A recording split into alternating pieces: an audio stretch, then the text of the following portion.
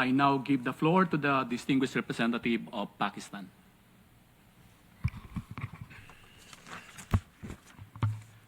Thank you, Chair.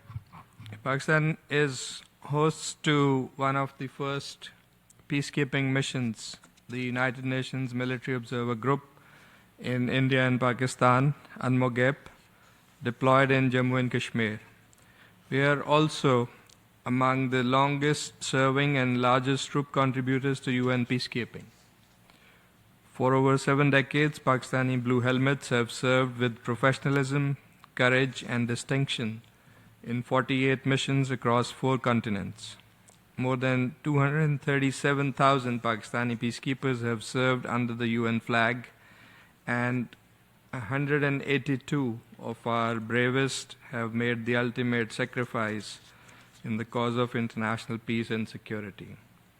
Our contributions reflect Pakistan's deep commitment to multilateralism and the principles of the UN Charter.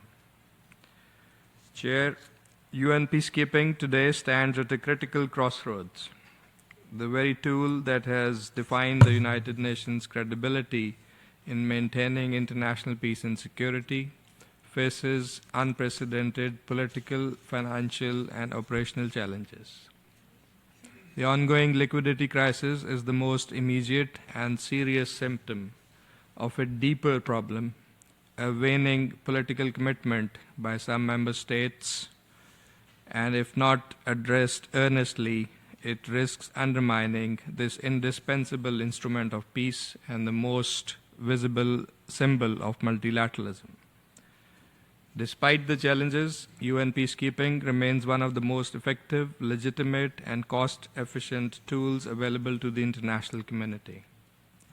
Multiple independent studies confirm that UN peacekeeping is far less costly and far more legitimate than unilateral interventions and other forms of peacekeeping.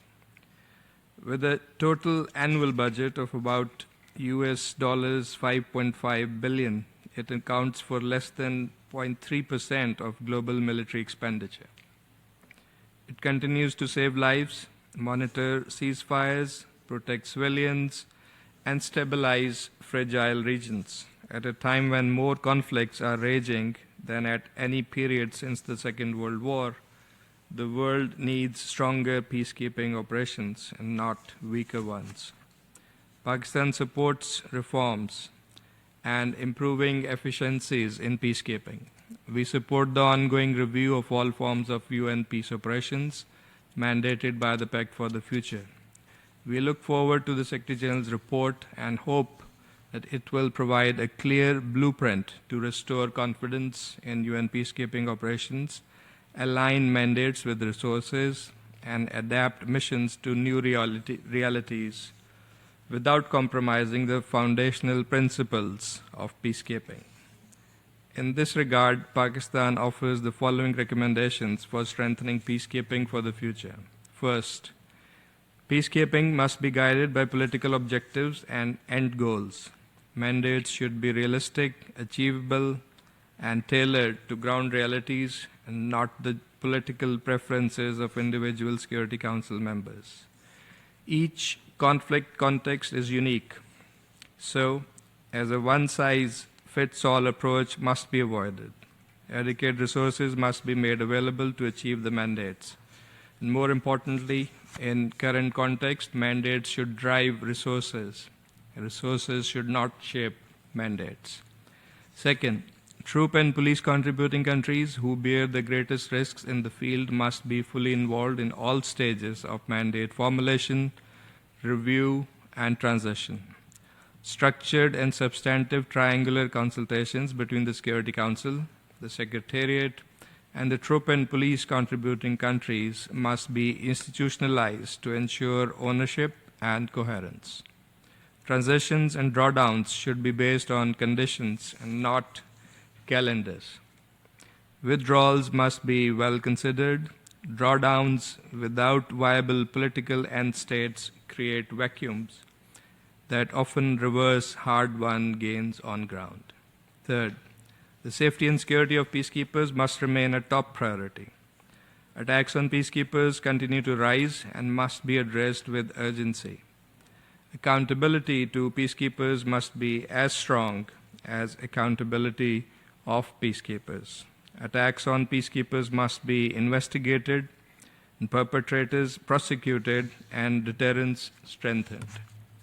Fourth, Security Council Resolution 2719 was a landmark in the regional partnerships in peacekeeping. Partnerships under Chapter 8 of the Charter are indispensable for burden sharing and regional ownership. We have seen backsliding on commitments made under Resolution 2719, and this must be addressed. Similar modalities could be explored for partnership with regional and sub-regional organizations, including the OIC, ASEAN, and others, to strengthen regional security mechanisms. Fifth, technology and innovation, from early warning systems and remote sensing to digital logistics and telemedicine, must be harnessed to improve operational efficiency and reduce risks. However, technology must complement and not replace human presence and community engagement. Sixth, new arrangements such as the Haiti-led gang suppression force and discussions on a potential mission in Gaza illustrate a growing appetite for experimentation beyond traditional UN frameworks. While innovation is welcome, it must not come at the expense of UN peacekeeping, which commands unparalleled legitimacy, neutrality, or accountability. Seventh, the Special Committee on Peacekeeping Operations, C34, remains the only legitimate and representative intergovernmental forum for reviewing all aspects of peacekeeping. The C34's intersessional decision by annualizing the substantive session of C34 must not make the committee less active, and the committee must continue its work in the intersessional year.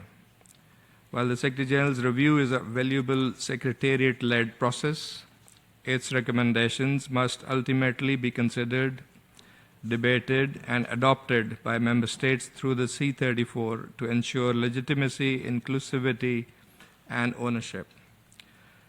Mr. Chairman, peacekeeping is not a panacea, but neither is it expendable.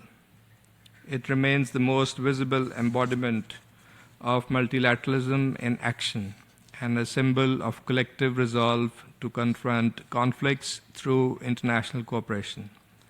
Pakistan reaffirms its unwavering commitment to working with all member states to ensure that UN peace operations remain credible, adequately resourced, and firmly anchored in the principles of UN Charter. I thank you.